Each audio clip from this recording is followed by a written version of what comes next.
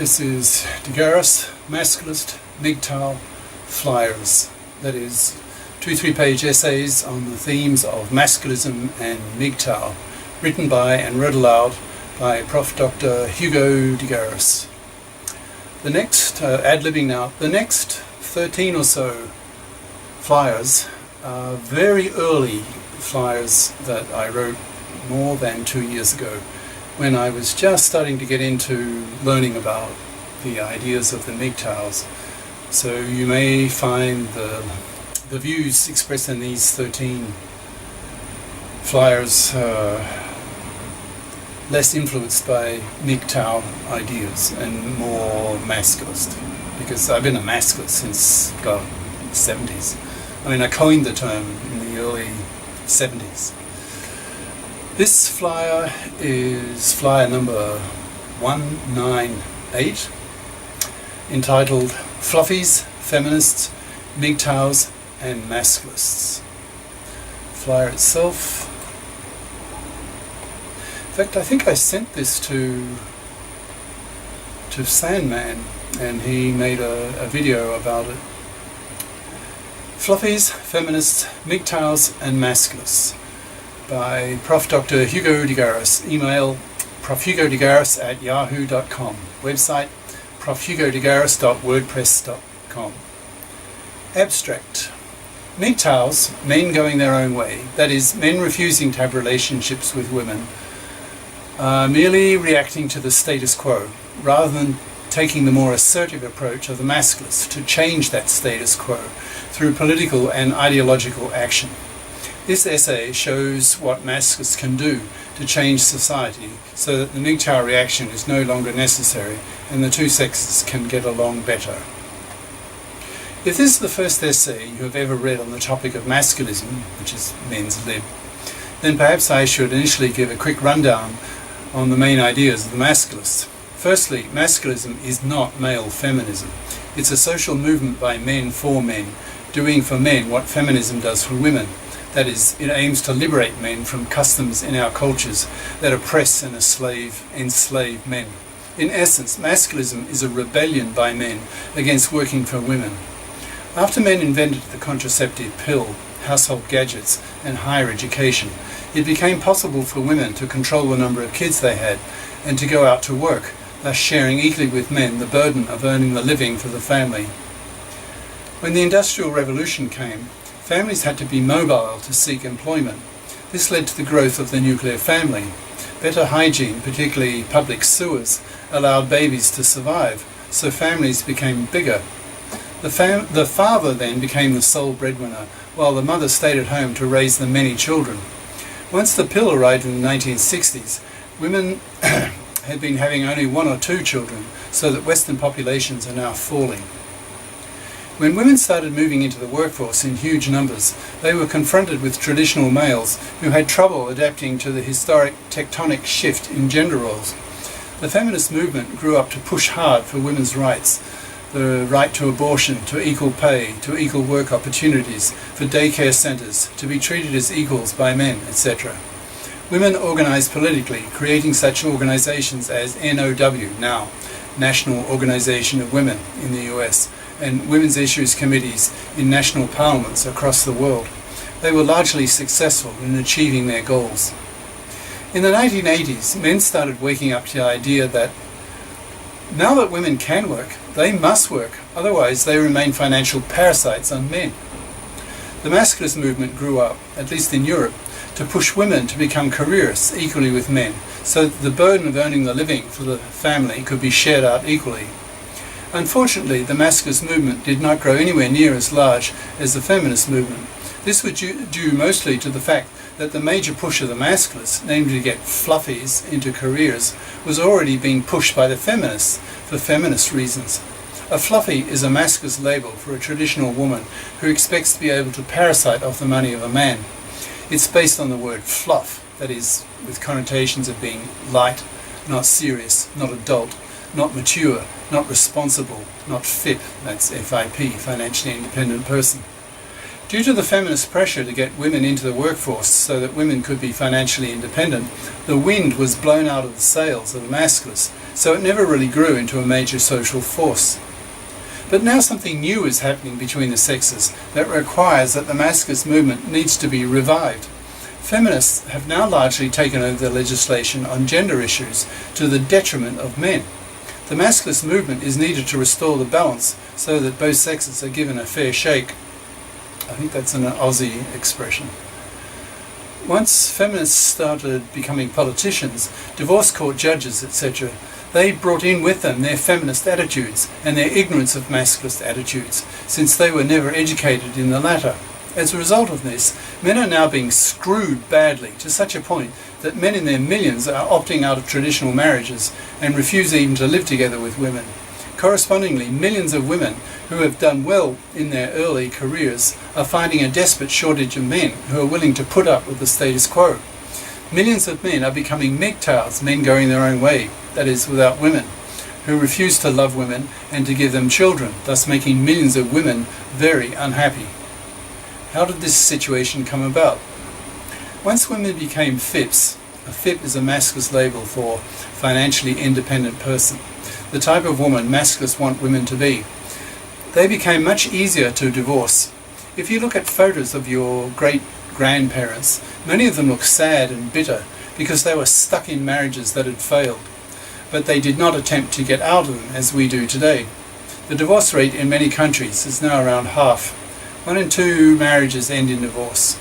So for the past few decades, men have been screwed in huge numbers by both their ex-wives and by the legal system that has been set up by feminists who are incapable of thinking along masculist lines, since they are women and have not been exposed to masculist political pressures and ideology. In the divorce court, millions of men were forced to continue paying for their fluffy ex-wives after divorce became easier. This created real bitterness in men. Feminist divorce courts would often deny fathers the right to see their own children. This created more male bitterness. Women are genetically wired to want children and to raise them. Men are genetically wired to want to penis women. That is the strategy that has evolved in nature to ensure the creation of the next generation. However, women's fertility drops off badly in their mid-30s, so many women get desperate to have children at that age once their careers have been well launched.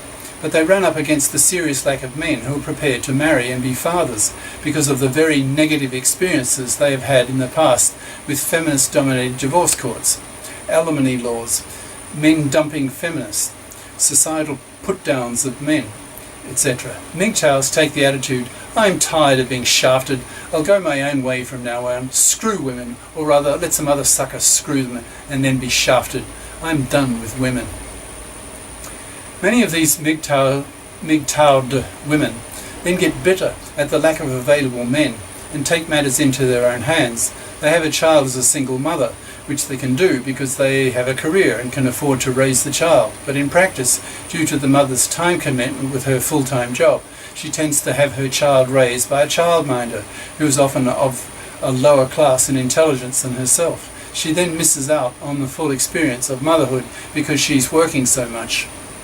Little boys now are often raised in fatherless homes and in primary schools dominated by careerist feminist women teachers who alienate these little boys. The boys have no male role models, so grow up lost. They feel dumped on by their female feminist teachers who continue to criticize men as rapists, chauvinists, oppressors, etc. Feminist women still have fluffy attitudes towards men, which is something a revived masculist movement needs to address. These fluffy feminists will still see men as checkbooks that they can exploit, which is a carryover from the traditional gender roles prior to the 1970s. Masculists need to educate women and society in general that women have a powerful moral obligation to pull their weight financially and not parasite on a man's money. The Masculists have a very effective strategy to force women to be FIPs, and that is, Masculists simply refuse to have relationships with Fluffies. When I was one of the Masculist leaders in the 1980s in Europe, we used to say to men on the media, rather a FIP than a Fluffy. A Fluffy will parasite on you before the divorce and after. To Fluffies we said, if you want to have a man, have a career. Fluffies can rot on the shelf. A Fluffy can only be a Fluffy if she can get her financial claws into some robot male.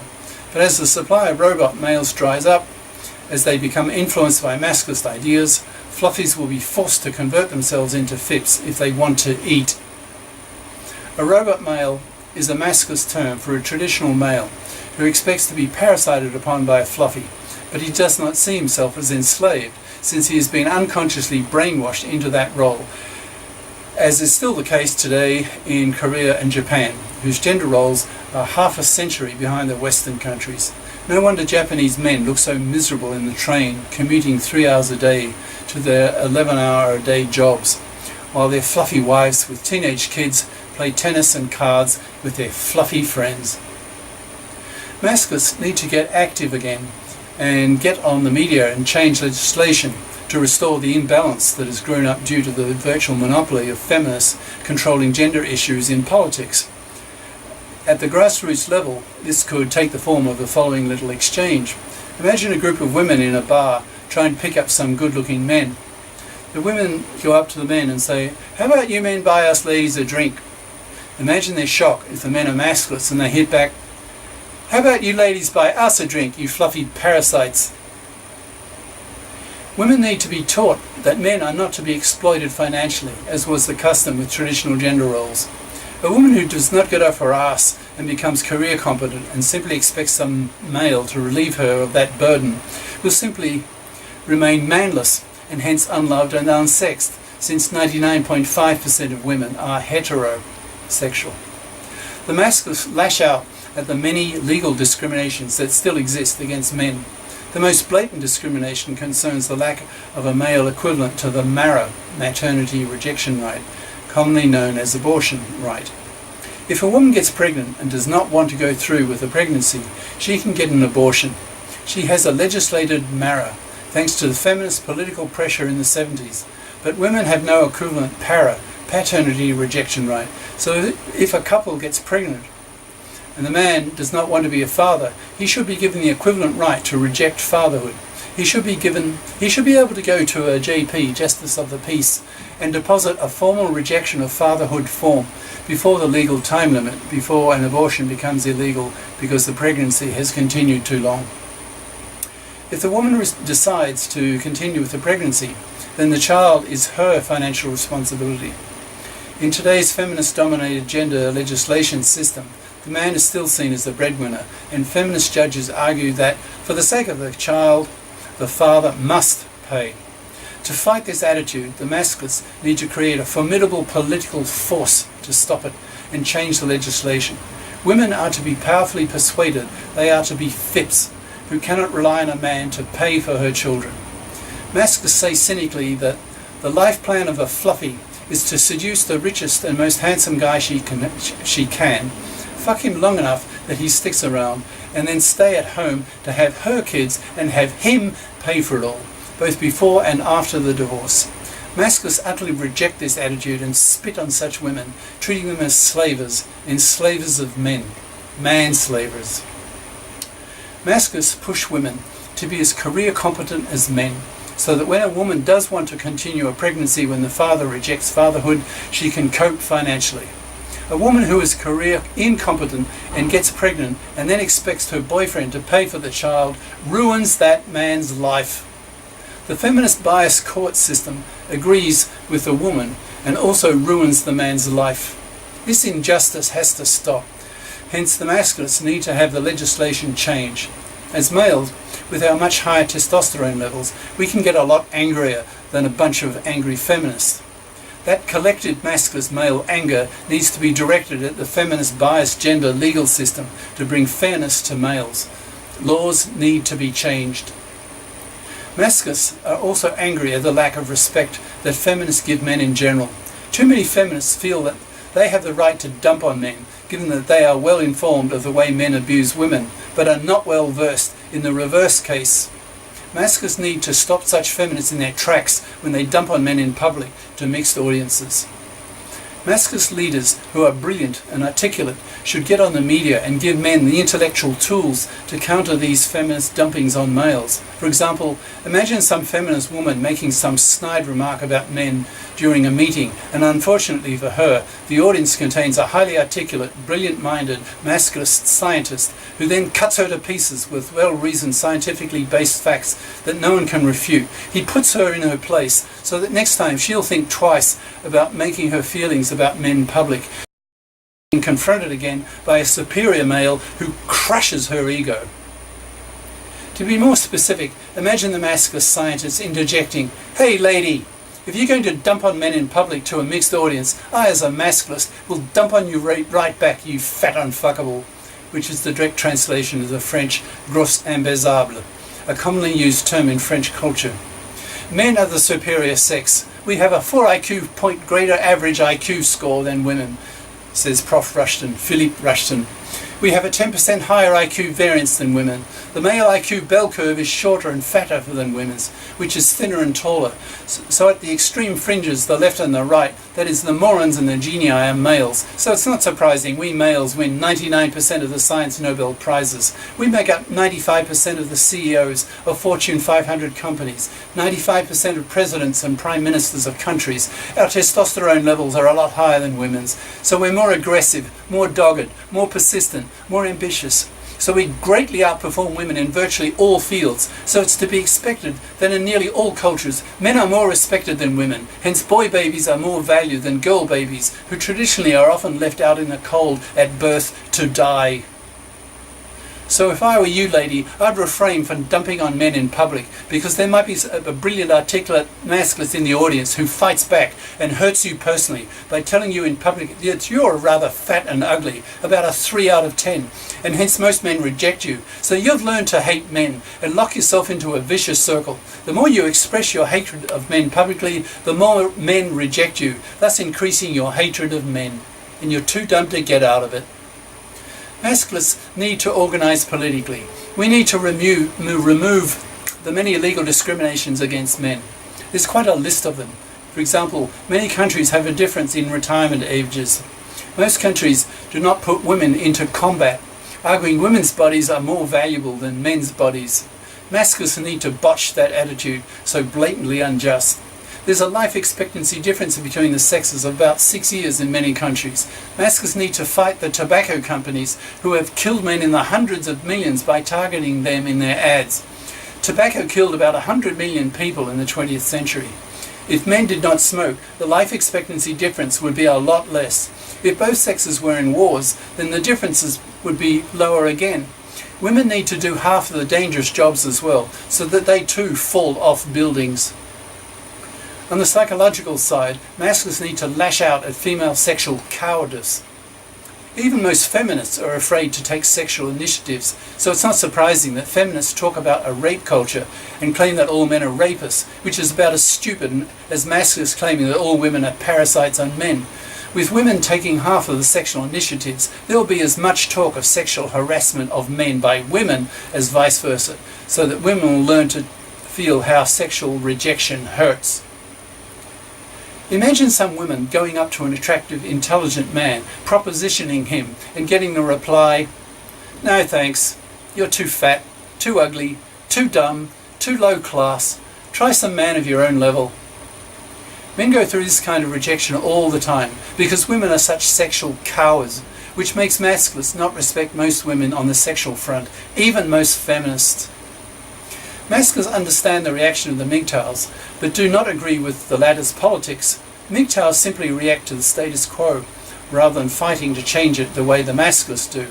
Once the masculists have been successful in returning the pendulum to its middle position, where both women's and men's rights are both fairly addressed, when men are not extorted in divorce courts, treated as exploitable checkbooks by fluffies and fluffy feminists, and are respected for being the superior sex on genetic grounds, then MGTOWism will disappear. To be happy, the two sexes need each other for companionship, love and sex. The pre-feminist period was unacceptable. The current feminist period is unacceptable. Hopefully, the future feminist masculist period will be better balanced, where the two sexes respect each other more. Feminists will have both their feminist consciousness raised and their masculist consciousness raised, because they will have been taught by brilliant masculists whose intellects are superior to theirs, being male, that men outclass women on nearly all counts and therefore should be respected. To men and to MGTOWs, your task is only beginning, so get to it. Start organising and ideologising to change the misandrous psychology of women and to change the laws that discriminate against men. Cheers, Prof. Dr. Hugo de GARIS. Email profhugodegaris@yahoo.com. Website profhugodegaris.wordpress.com. YouTube channel name de GARIS Masculist MGTOW Flyers. Ciao.